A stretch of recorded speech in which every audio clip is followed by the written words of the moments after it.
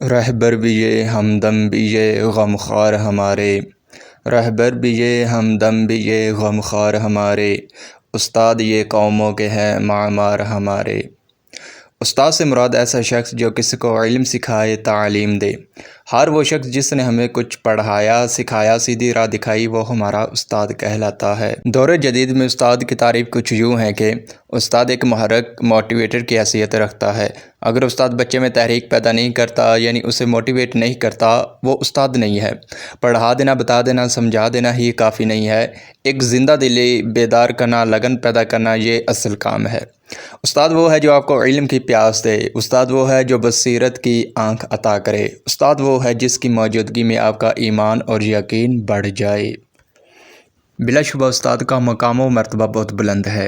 استاد کی عظمت نہ صرف ایک مستقل قدر ہے، بلکہ کوئی بھی معاشرہ اسے تسلیم کیے بغیر علم و ترقی کا ایک قدم بھی طے نہیں کر سکتا۔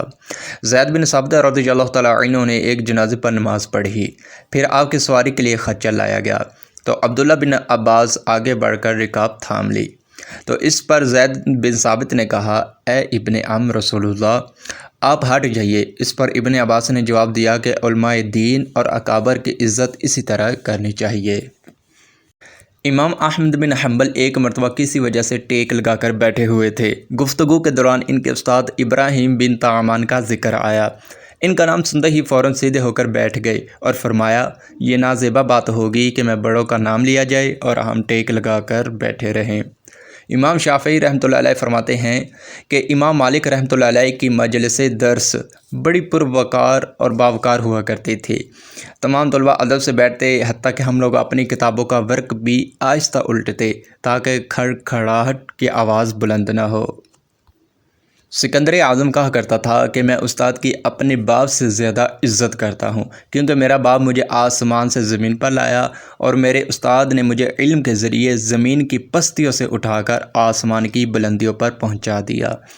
ہارون الرشید کے دربار میں جب کوئی عالم دین تشریف لاتے تو ہارون الرشید اس کے استقبال کے لیے کھڑے ہو جاتے۔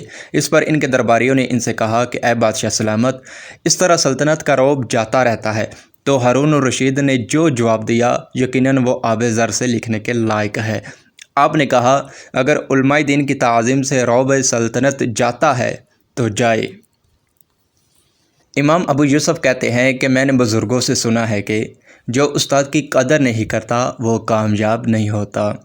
حضرت یحییٰ بن معین بہت بڑے محدث تھے۔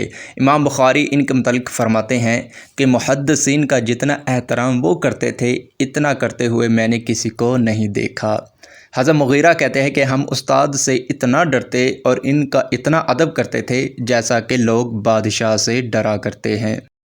قاضی فخر الدین مسرور شہر کے اماموں کے امام تھے۔ بادشاہ بھی ان کا بہت احترام کرتا تھا۔ وہ فرماتے تھے کہ میں جو اس رتبے تک پہنچا ہوں، اپنے استاد کی خدمت کی وجہ سے پہنچا ہوں، کیونکہ میں نے اپنے استاد کا 30 سال کھانا پکایا مگر کبھی ایک لقمہ بھی اس میں سے نہیں چکھا۔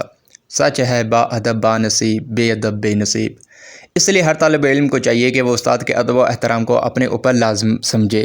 استاد کے سامنے زیادہ بولنے کی بجائے ان کی باتوں کو بغور سماعت فرمائے۔ اپنے استاد کو برا بھلا نہ کہیے، ورنہ تمہارے تلامذہ یعنی شاگرد بھی تمہیں برا بھلا کہیں گے۔ استاد کو کبھی ناراض نہ ہونے دیں۔ اگر ان کی شان میں کوئی بے ادبی ہو جائے تو فوراً انتہائی عاجزی کے ساتھ معافی مانگ لیں۔